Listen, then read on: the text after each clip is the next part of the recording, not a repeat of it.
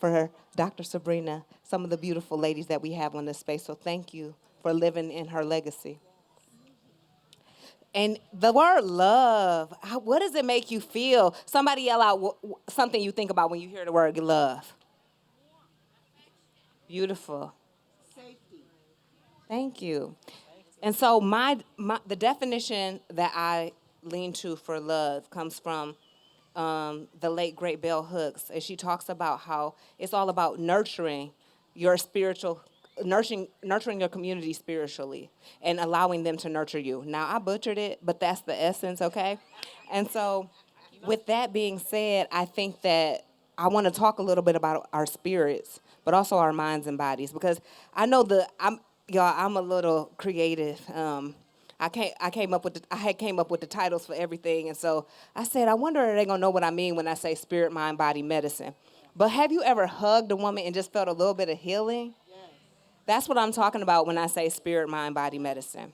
So let's hear from you first, Dr. Sabrina, then Ayo. What is your earliest memory of recognizing the importance of caring for your entire mind, body, and spirit? Ooh.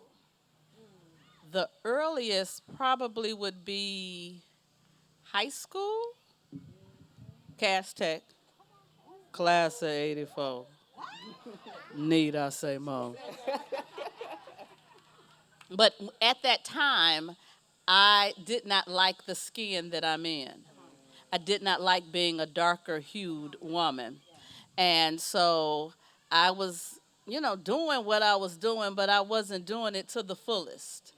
And I met a man.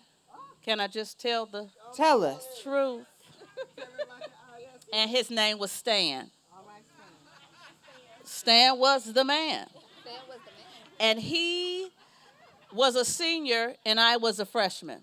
And so I did not think he would ever say a word to me because one, I was a ninth grader and he was a 12th grader. And then secondly, because I was so dark. And one day he walked up to me in the hallway and looked down at me because he was 6'4". Period. Yes, yes, mother, yes. Okay, I'm sorry, I'm sorry. Escort her out. Security. I'm sorry, I'm sorry. And he looked down at me and he said, "Hey, dark and lovely."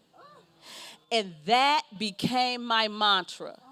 I began to embrace the skin that I'm in. I began to love all this chocolate goodness. You have to have a sweet tooth over here. Okay. You just do. And so from begin to loving myself, I began to have a greater appreciation for the relationship with my Father, the Heavenly Father. I began to pray differently. I began to listen to different music. I began to, and I know my son is sitting in the audience, he won't believe this, but I began to work out because I don't like working out now. But I just began to take care of my whole self because I began to love myself.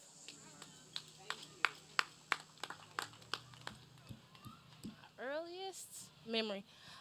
Mm, I think the one that comes to mind is, I think my earliest is probably middle school, but the most conscious decision I think was uh, making a choice about where to go to college. What I mean by that is not specifically the institution, but whether or not I was going to stay at home or go away. Um, because I grew up in a communal lifestyle, and so I think that that comes with its own sets of expectations. And I wanted to figure out myself. And I wanted to understand what I was doing because it was a part of my community and my community expectations, and what things were a part of my own value system. And so at 17 or however old I was, I think it was 17, I made a decision to go away to school. 9 hours. And the thought was, I need somebody to call before they come. Right? I need a little warning in case you have to reorient yourself. So that was my thinking, right? But that thought around wanting to have a space to become my own self, even with the things that I had already been given, not abandoning those things, but deciphering what was prescribed and what was adopted from within. So, yeah. I love that. And I think that nurturing our minds, bodies, and spirits